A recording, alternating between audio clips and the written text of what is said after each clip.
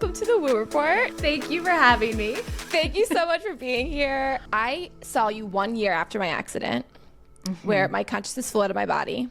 Yes. And I was just starting to grapple with the very, very, very zoomed out picture of why we are on this planet. What are we here for? All of the big existential questions. Yes. And our mutual friend Alex was like, you should talk to Val. And then we had a session and you clicked into place for me. So much of what was swirling, thinking maybe this is true, but this is all so cuckoo bananas because it was my first time really thinking about it.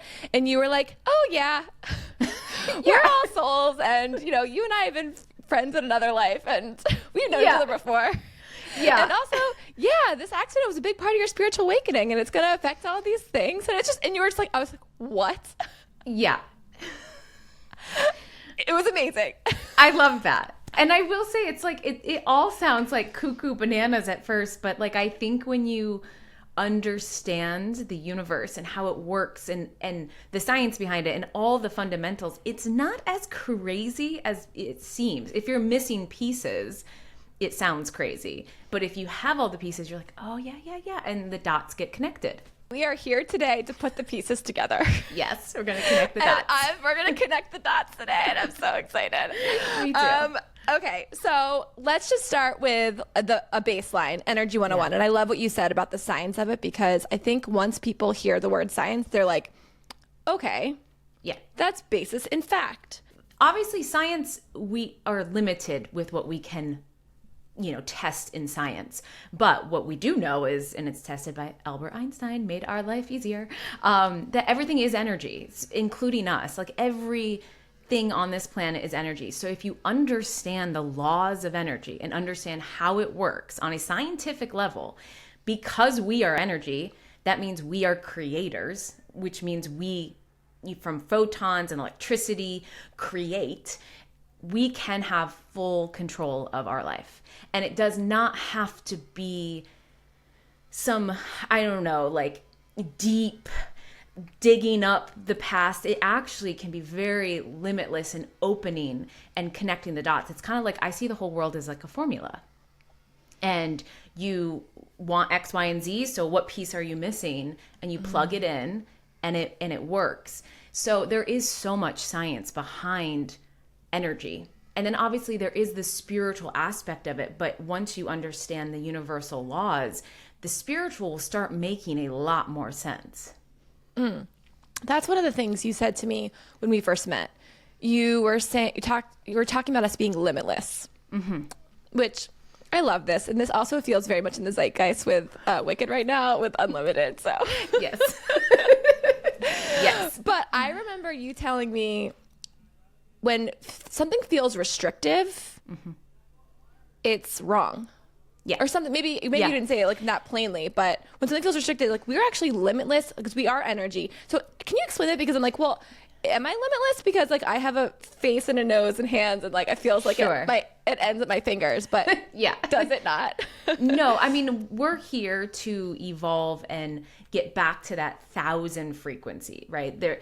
Frequency is the rate in which energy vibrates at. So 1,000 frequency is limitless. There is no structure around it. It is expansive. It can do whatever. It's, as far out, it doesn't stop. We come in and we start at 140-ish frequency. And then each lifetime we keep coming back where we kind of ended off. And think of like a ball of light. You're a ball of light. And I use the visual of like rubber bands being tied around it. And that's all that low frequency limiting information. So at a very young age, you start to absorb, because emotions are the most contagious thing, you absorb belief systems that are extremely limited. If you're meant to vibrate at a 600, but you have a belief of a 200 frequency, that is going to feel very limiting to you. And then as you go up in frequency, the stuff that you used to do might actually start to feel limiting. And you have to adjust, because back in the day when I was a dancer, I did acupuncture, but that's too low of a frequency now for my body. So this is why I say it's okay.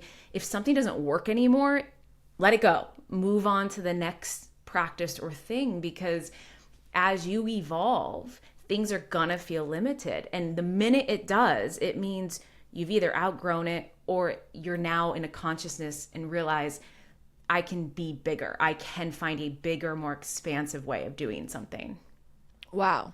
That was so interesting. I was going to ask you for an example, and then you talked about acupuncture. So it's just for your body, because acupuncture might be fine for someone else's body. 100%. It depends on where you're at frequency wise. And that is nothing is wrong or incorrect. It's just once it starts to feel limited, whether it's a belief or a practice you do, adjust and expand and make it bigger and better. I mean, I'm constantly doing that with every tool and every knowledge. I'm like, great, let's go bigger.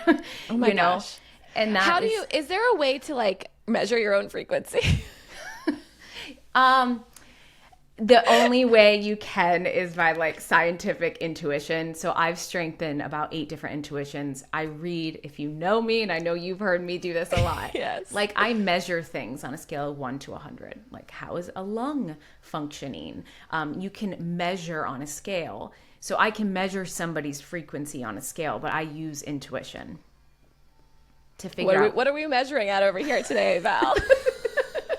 I always say to people, don't worry about where you're at because people can get really tied up in that. Okay. So you don't need to tell me. You don't need to tell me. But okay, the main thing is, like you said, you actually are limitless. And you going, am I really? There's a limiting belief, right? Removing that is actually going to take one of those rubber bands off, and your light is going to start to expand. Again, science, light, you're light. That's it. So it will expand the more you remove limited belief systems, limited way of living. So you were saying, I mean, we're talking about energy. Yeah. And I know how I see energy, which I don't really see it. Let's talk about it. Let's start there. I mean, I feel like I can feel it. I feel like I can feel it. But you have really since childhood, I feel like, and that's because I've listened to your podcast and I know all of these things about you, but you can read energy like a book. And can you kind of explain what that means? Yeah. I will say every single person can do what I'm doing. Again, it's just it's a matter of, do you believe it or not, right? Are you connected to those things? But for me, it's just intuition. Just like when anybody walks into a room and you feel off, you're feeling energy, right?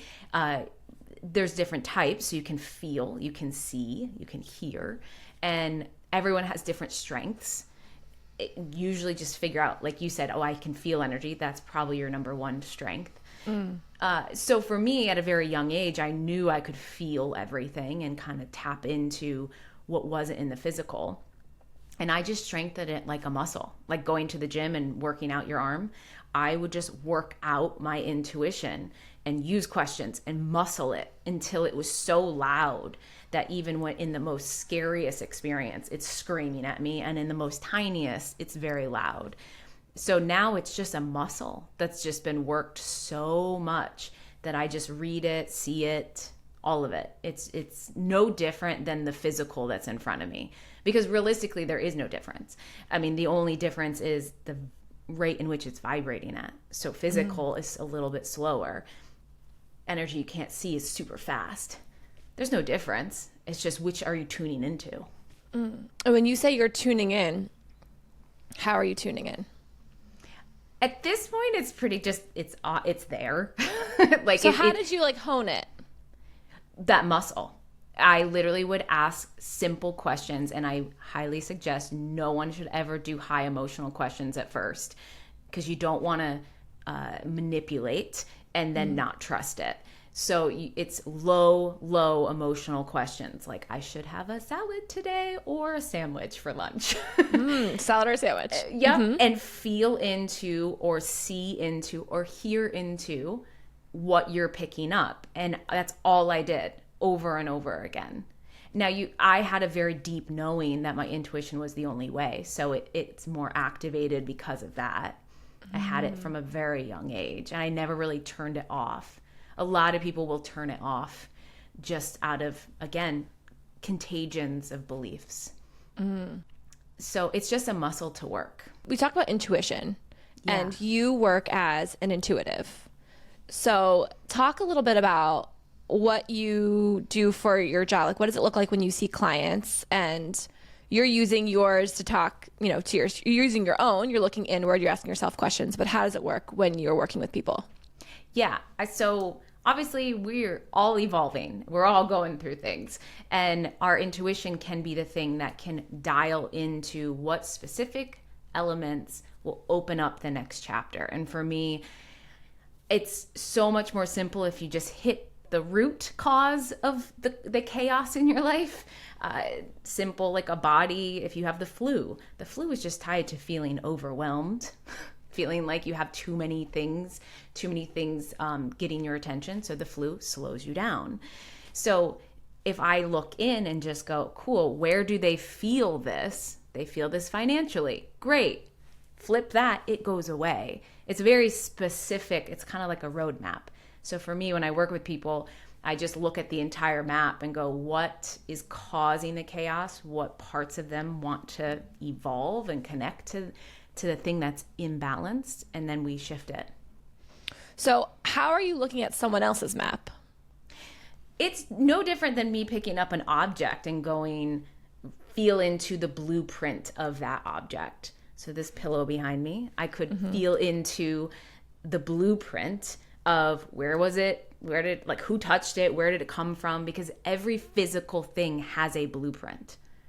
I always use the example of like radio signal, right? It goes out into the ethers and ends up on your radio. That's a blueprint being sent. So it's exactly that. So you have a blueprint that I just read. This pillow has a blueprint that I just read. Everything has an energetic blueprint that you can start to read the details of. So when we were working together, you also were communicating with guides, guides. Yeah. So can you talk a little bit about that? Yeah. Yes. And this is where we get a little bit into the spiritual side. Right. Yeah. Okay, great. But again, right, there's what you can see and what you can't see. Of course, there's beings that we can see, and which equally, because of the law of balance, there's beings that we can't see. We all have guides. We all come in with certain guides. They're here to help us. Think of them as like little bumper cars. Bumpers when you bowl. Oh, we got to like send them a little signal. They're a little getting off track. That's what they're there for. So I will use them also to kind of either insert and go, cool, help this client go this way, or I'll get information from them, or they have a lot of personalities. So they'll cheer and communicate in that way, similar to communicating with your higher self, which is your energy being too. Yeah. So when we met, I remember, well, so many things, but you use the bumper car analogy, or just bumpers on like a bowling alley. So it's like when you're about to miss a stop sign, you're like thinking about something else, and like all of a sudden, oh, there's a stop sign.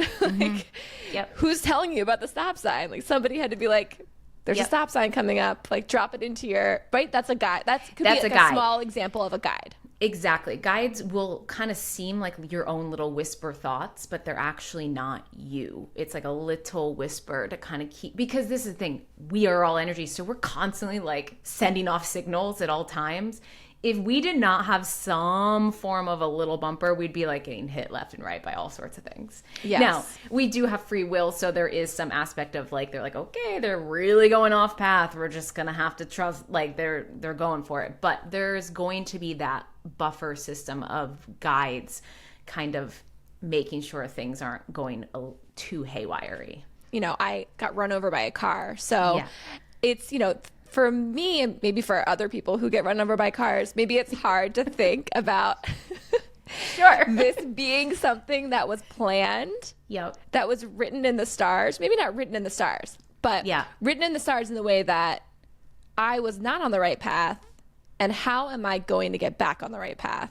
Yeah. This type of big incident, a catastrophic event that cracks you open. Yeah. And there's a few things that tie to that. I mean, before you come into this lifetime, you do have a plan to a certain extent, and you agree to that plan, and you're the one kind of creating it.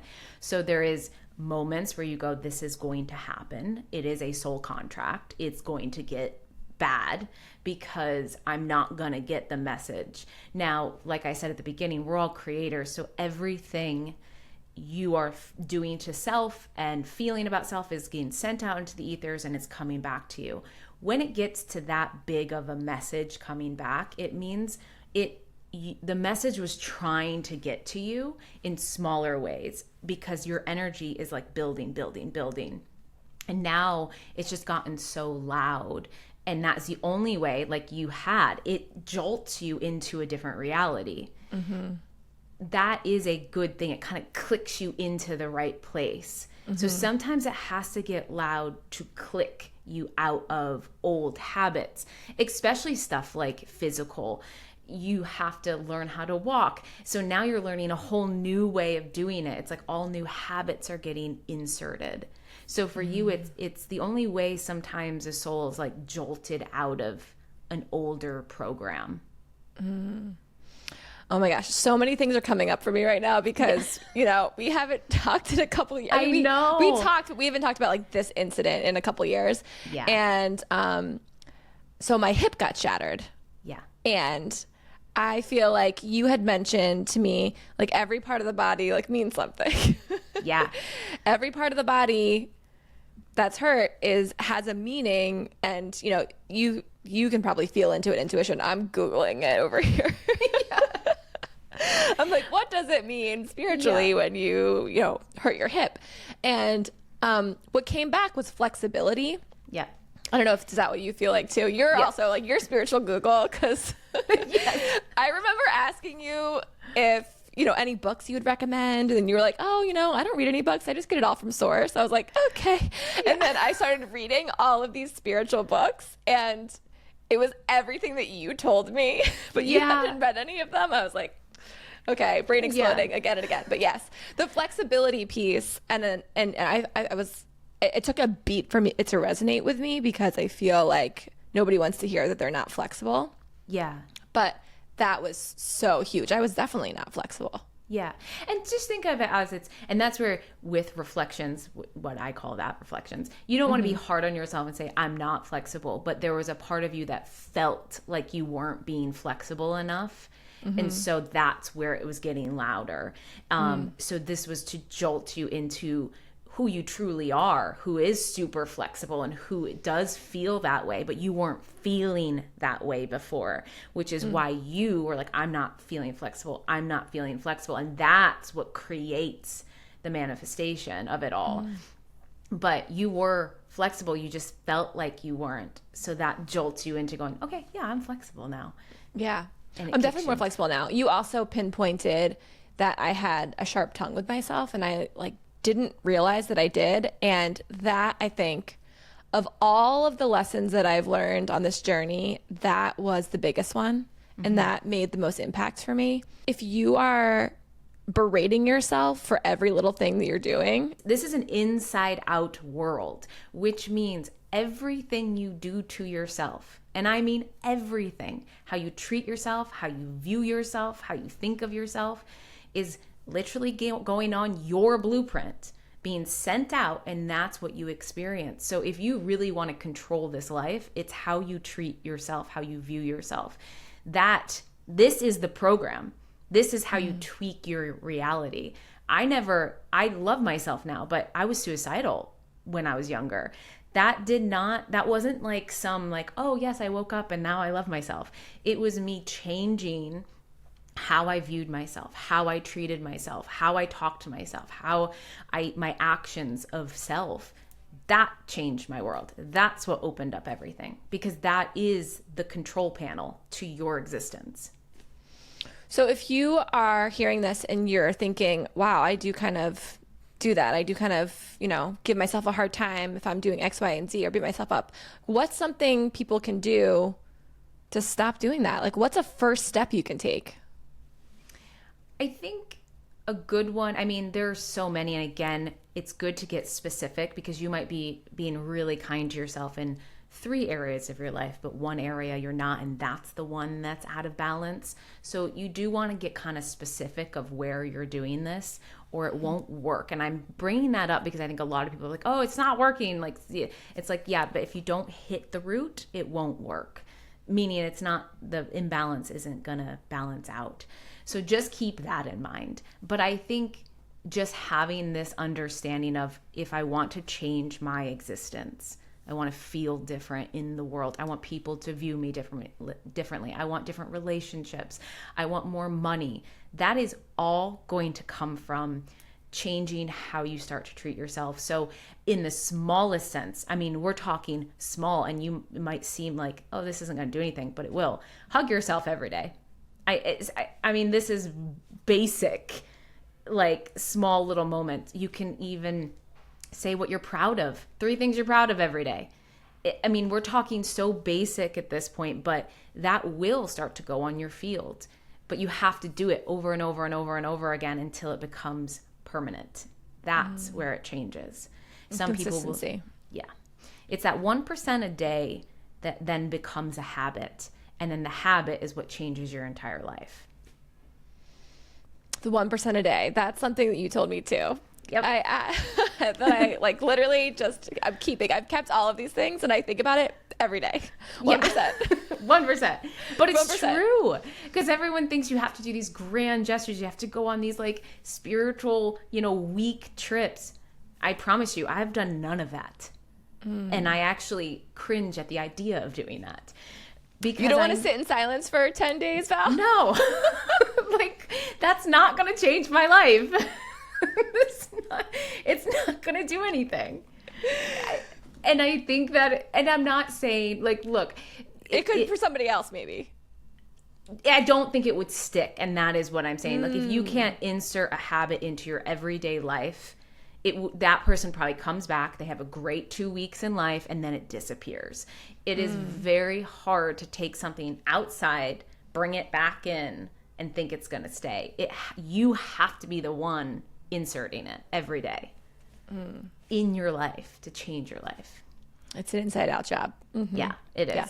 And I just don't believe in anything of like leaving, picking up, and then not. It has to be in your life. So I remember when we talked also, it was like still kind of COVID-y. It was 2021. Yeah. And I remember you telling me you had all of these zoomed out energetics around COVID and kind of what it all meant. And I wanted to talk to you about it because the LA fires just happened. Yeah. And you lost your home. Yeah. I'm so sorry. It's okay. Like we just talked about, it was so planned. My higher self is genius. Like, I love her.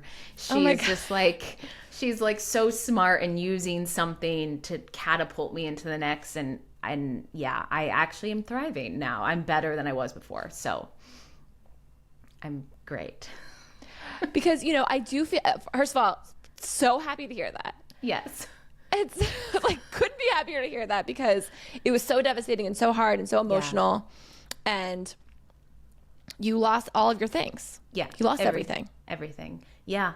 And it's not to diminish anybody's experience because this is a big shift that's going on. And this is our last year of kind of chaos before we're in a new world. So I knew chaos was coming. I didn't know it was about on, the front of my door right then. But that's what I love is that it got my attention for what I needed and I shifted that. But yeah, I lost everything. But again, even in that, using that verbiage, I didn't actually lose anything. It just moved to different energy. Energy can't be destroyed. It just changes form. So it moved to a whole new thing. And my systems that I have built in me just kind of got activated. And I knew this was an opening. So I was able to stay above it pretty well. And now because I've shifted through it in a very spiritual way, in a way that's healing, doors are just kind of opening everywhere. I mean, talk about a success story, Val. Yeah. Yeah. That's incredible. There is this idea that once you're spiritually so awakened that nothing, you're untouchable. It's such, it's such a false sense of reality. And I really hope people actually want mentors and people who are in the thick of it, because that's where I've found everything. I want to fail. I want things to go wrong, because that's where I find the answers that I now help people with.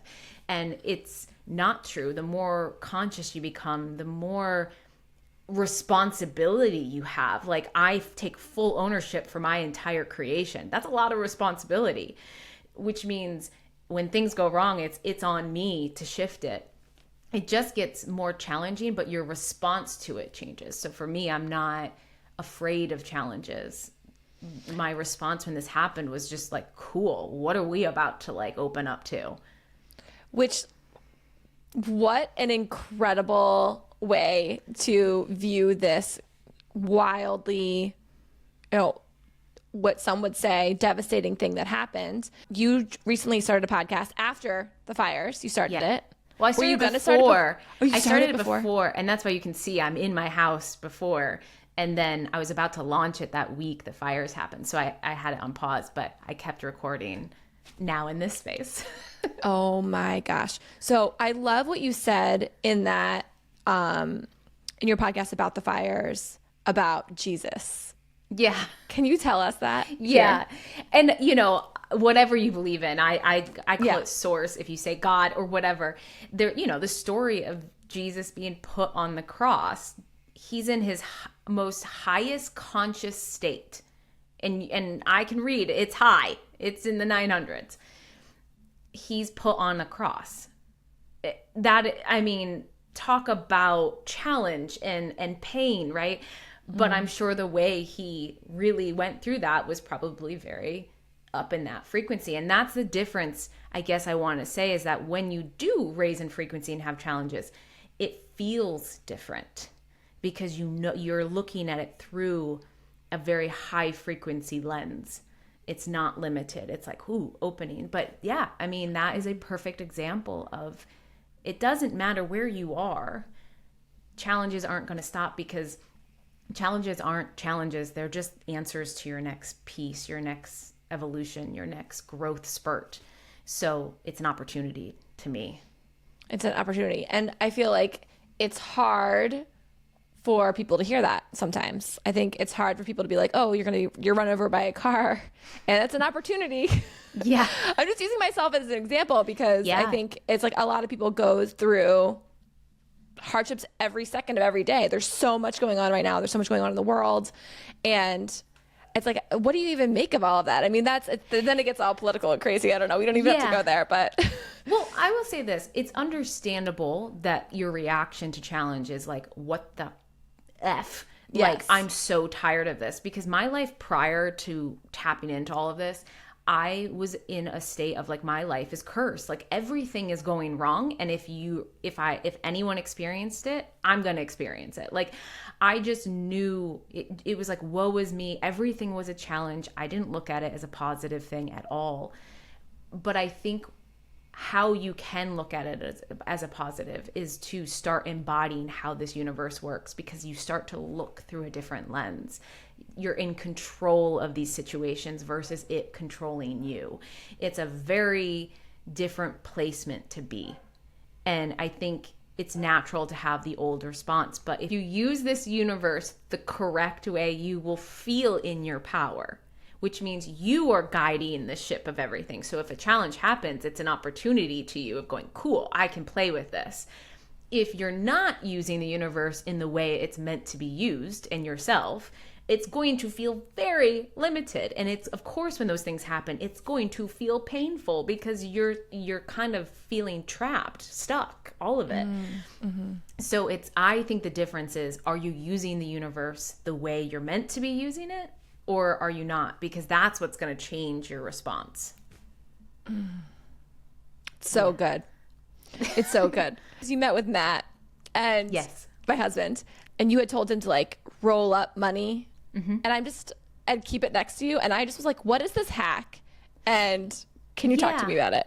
Yeah. So obviously, again, everything's energy. So money's no different. I mean, it's just energy. There's a lot of limited low frequency beliefs around money, which is why most people have problems with it. There's I could write a whole thing about that. That's just an area that's more low frequency. Like why is it a low frequency? Probably because a lot of it is tied to, because it's an exchange, because you need it to live. If you're having limited belief, like, it just puts so much more pressure on it, which means there's just a lot of low frequency. Also, I will say there's light and then there's absence of light. Absence of light is not connected to source. Fear, all that is tied to this idea that we can't all be successful, or none of us will be. And that's a complete lie. If we were all in our power, we'd all be thriving. So there's a lot of low frequency around money to shut down your power so that there's more control. So there's a lot of programming around money that's just incorrect. So, well, yeah, because you grow up too, and whenever your like family, however they talk about money, or if you have money or if you don't have money, there's just like there's such a spotlight on it. Yeah, and again, emotions are literally the most contagious thing out there. So what your parents are even just thinking, you take on. So it's our job to break all of those things out of our system, because they're not us to begin with. But around money, it's power, right? In the human sense. So again, there's a lot of absence of light beings that believe we can't all be in our power. So it's a way of shutting your power down. And we all have easy access to money. That is no different than access to a job or access to a partner or any of it. It's the same. It's just there's a lot of low frequency beliefs around that. So when it comes to that category, there's so many tools and programs I can remove out of people, but that one specifically was just to build a different relationship with it. And so again, habits are what's going to get your system to change and go on your EMF field, that blueprint. So for him, it was just like getting an exercise in him where money's his best friend and it's with him all the time, and he talks to it and builds a relationship like you would do with a partner. It changes just how you start to look at money. And so it's a very simple beginning step of building a relationship. There's faster ways of doing it, because like, see, I always make things bigger. There's much faster ways of doing it now that I found. I always take those things and make it even bigger. But that totally still works. I did it years ago. What's a faster way? Are you going to give us all the tips and tricks, Val? I'm like, can you tell us all the secrets of the universe right now, please? Yes. No. There's so many, and I think it depends on the person. It depends on the person. But there's a lot of beliefs that can be removed. There's a lot of how you deal with money on a day-to-day basis. Little practices that literally will change you into stepping into how a billionaire is with money. It's kind of like, if you want that lifestyle, you're going to have to start to change your habits to match that and step into that. But that's going to kick up some fears. So I have a woo-woo question about So when I first talked to you too, and I was just kind of understanding all of the unseen energies, like not understanding, but just like checking them out for the first time, I was like, well, how does it all intersect? Does astrology intersect? Does numerology? You were like, oh, it's all connected. Yeah. Everything kind of similar. Like I said, you can grow out of stuff. Yes. There is truth to a lot of that. When I read how accurate is the information, it usually with astrology lands in the 46. That's as high as it gets out of 100. Now, you have to think of this though, especially it's not taking into consideration free will, a soul's evolution. It's a good base, but I do not suggest that you base your entire identity and existence off of it. For example, I'm a Leo sun. I've removed so much of that out of my system that I don't have a lot of those tendencies. I'm not saying that they don't exist in me, but I don't rely on that being an identity, because that can also become limiting at some point. Okay. I got it. That makes so much sense to me.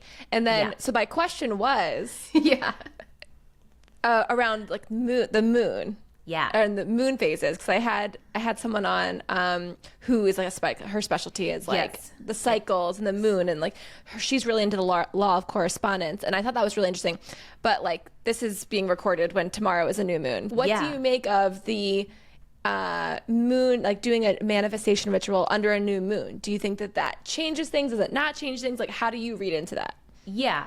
I mean, obviously the planets, because it's energy and it can surge, right? It can obviously affect all of us, specifically big things like what's going on in the beginning of this year. There is a lot of planet movement, which is jolting a lot of people into a new reality. So I'm not saying it does not affect us. It 100% does. It affects the waves of the ocean. So of course it's going to affect our waves. We're all made of water practically. So of course it will. Do I have any moon practices? No. But I've always said this. But you are like evolved. We're talking about for us folks who are trying to evolve more. No, but even the people. No, like I would like to say that you all. I bring this up because I've changed my life with certain practices, and prior to me kind of waking up, I tried all of that. I was in moon circles, I was meditating, I did it all, and none of it worked. None of it changed my life. I was still miserable, I was still unhappy, I still got outcomes I did not want, I didn't feel in control of things. So I bring this up because of course it can be a beautiful practice and you can use it, but I would highly recommend that you don't wait for a moon to do it. That you do it every single day and you go, this is my life. I can change energy now. I do not need to wait for something outside of me to change. I love that. Yes. Into it. Yes. But I would say, of course you can use that. Yes. To serve. And of course they can be supportive. Of course. And it's like, yes. And if you don't know what the heck you're working with, like it can be a great space to learn more about what you're working with. Yes. 100%. It's a great base to go off of, but I would just say don't limit yourself in saying that's the only way. Become bigger from it is the best way I would say. We're unlimited. Yes. We're defying gravity and we're unlimited. Yes. And that is the song that pops into my head. Yes. When I was taking a shower right before this. So here we go. Of course. Yes. The guides were like, Val's coming, unlimited belief systems. I love it. Yeah. You help a lot of people feel unstuck. You had told me when you are ready to get downloads or you want to clear your mind, you go for a hike, and you listen to music, and you get a bunch of downloads from the universe, from source. Yeah. When you're doing that. What can people do? That's a great example because I think, I said that to you a few years ago. Like, yes. Don't do that now. Yeah. But this is what I mean, right? Like it changes depending on where you're at. So do not be afraid to change your practices. Just go with where you evolve to.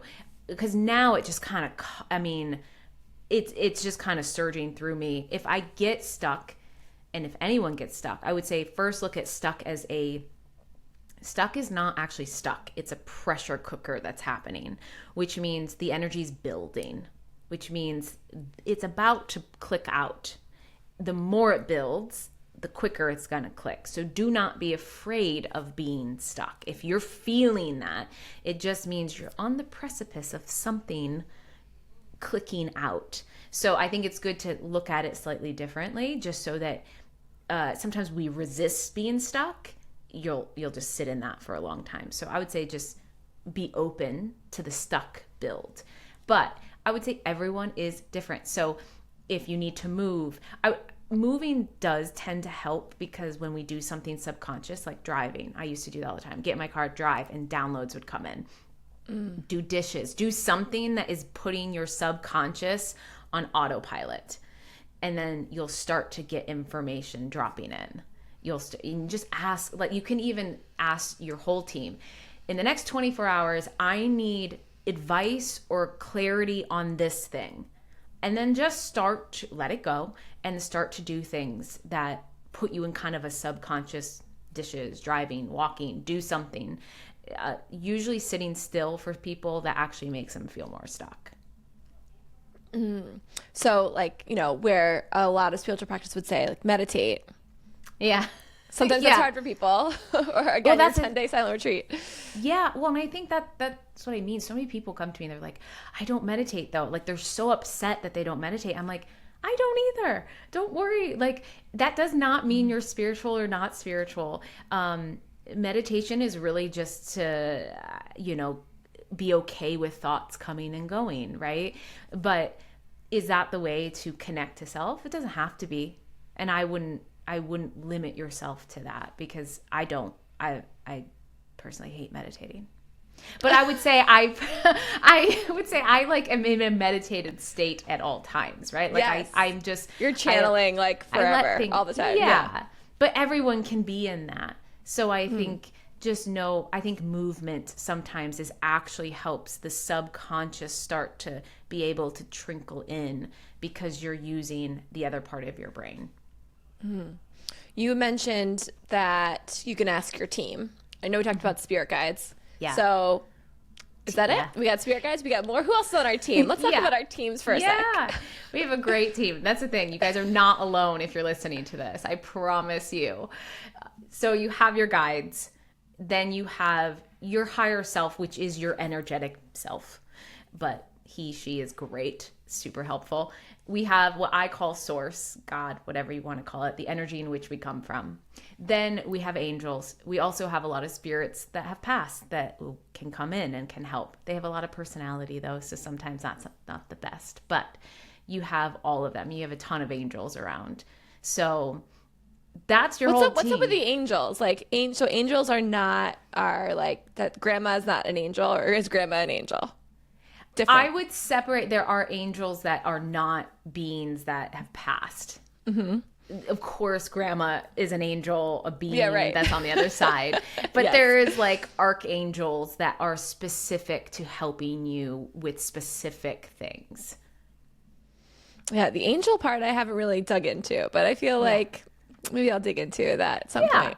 You can Google some angels. There's some info out there, different types that'll help you with different things. I will Google it. Google it, because my Valerie Mya Google session's almost over, and I don't like it, but it's like we've been talking for a while, but I have a couple more questions. Questions for you. Okay, so are the energetics at large? You kind of mentioned earlier. You were like, "Oh, we're in for it more so this year." Yeah. Can you talk to us about 2025? Like, what can we expect from the energetics? Like, what are we all in for? Yeah.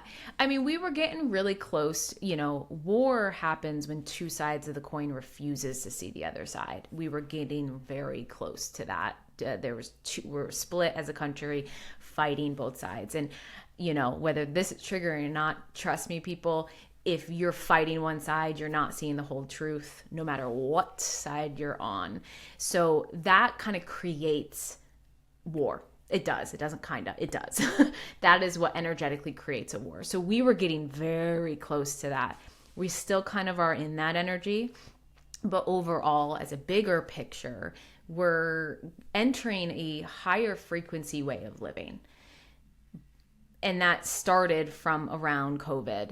Our planet rose in frequency, which means every being on this planet has to adjust to that. And that means we have to change how we're living on this planet on a higher conscious way.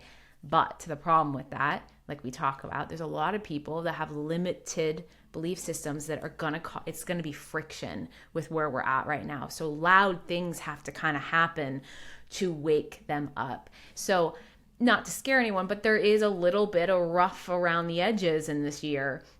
And it's not because of anybody or human on this planet. It is because of the raise in the frequency. There's energies at play going on. And it's getting us into a higher frequency way of living. And this is kind of the last year of it. Well, let me tell you that it's a very good thing that we are going to have your podcast to listen to every week. Yes. To help us through 2025. Yes. And it's the Valerie Mya channel that we can find on YouTube or Apple or Spotify, wherever you listen. Yep. But your beautiful face will be on YouTube also, if you would like to see it. And what else, Val? Should we get more readings with you? Or what else are we going to do together? Should we what? Should we get reading? Is it called a reading? What is it called? A session, reading. A session. For sure. Yeah. I say session because reading is a session is like we're co-collaborating. We are co-collaborating. Yes, it is. I'm here. My soul's here to help in any way possible. But it's going to be you that takes it and makes your life completely different. And I want that power in your hands, hands down. I would say that no matter what is going on in the world, you have the power to change anything, and I promise you that. So, like, that should be the motto of this year. You're more powerful than you realize. And it's all going to come from understanding how to use yourself in a very energetic way. And it will change your life. And if you get stuck and there are moments where you go, this isn't working, this thing is not working, then you just don't have the right tool. You don't have the right thing. It's not a you problem. It is not because you're broken or you're doing something wrong. It's just, there's not a lot of good information out there. You just have to find the right tool, the right thing. It will click. It will work. There is no, it's not going to work. It's going to work. It will. It's going to work. We're making magic happen. Yes. I love it. I know. Oh my gosh, this is so fun. I know. I love talking with you. I know. It's just the best. You make me so happy. And I feel like it's so important to hear all of these things. There's so much going on in the world, and it's so hard for us sometimes to step back and realize that we can change it. 100%. I don't care how big it seems. It does not have to affect your life in a level 10. It can affect your life in a level 2, but you're gonna have to be the one that goes, I've got it in me, and I'm gonna find the way no matter what. And again, don't turn on yourself and go, it's not working because there's something wrong with me. That's not the problem. It's the teachings of the world. It's the conscious collective programming of the world that's getting in the way. So just find the right tool, find the right information, the higher frequency information, and you'll click out of it, and then you'll realize how amazing you are. It's not you. It's not a you problem. So just find the right information. And the right information is coming from Val. And there's, yes. In this moment, though, it really is. Last question. Yeah. I didn't ask you yet. What do you think happens when we die? I love that question, by the way. It's such a good one. I'm glad you like it. So we die. We go back to, again, I call source, the source in which we come from. You can call it heaven, whatever you want. We go back to where our energy extends from. And we, if we want to put a time frame on it, even though time doesn't exist up there, for about 6 months, we look at the life we just had, and we figure out, where did we get off track? Where did our free will go that we shouldn't have gone? What worked? What didn't work? What do we want to evolve in next lifetime? And then we adjust the plan, figure out who's going to be our parent, who's going to be our friend, what life thing change is going to happen. We create a new plan, and then we come back down and do it again, and we keep raising in frequency. So it's kind of like a little system. And when we're ready, we come back in. It could take some time. So that's where we go. I love it so much. And I can't wait to come back and do it again with you. Same. Thank you so much for being here. This was so fun. It flew by. By. I missed you. I missed you so much. I haven't seen you in so long. I know. We're gonna work together more than this. We're gonna do something together. Maybe we are, and that timeline is coming up that I talked about. Oh my gosh, let's talk about it. Yes. Okay, I guess I got excited again. Oh my gosh, I'm excited for us. I am too. For the collective. Yes. Thank you so much. Oh my gosh, of course. What limiting beliefs are you gonna let go of? I hope you enjoyed that episode, and thank you for listening and loving on this podcast. It would be so great if you would subscribe on YouTube, follow on Apple Podcasts and Spotify, rate and leave a review wherever you listen. You can also join the community at thewooreportpodcast.com. And when you sign up for the mailing list, you'll get a free download of the Woo Report's favorite things. These are the spiritual practices, books, follows, tools that I return to again and again. And I hope they support you too. So grateful for you.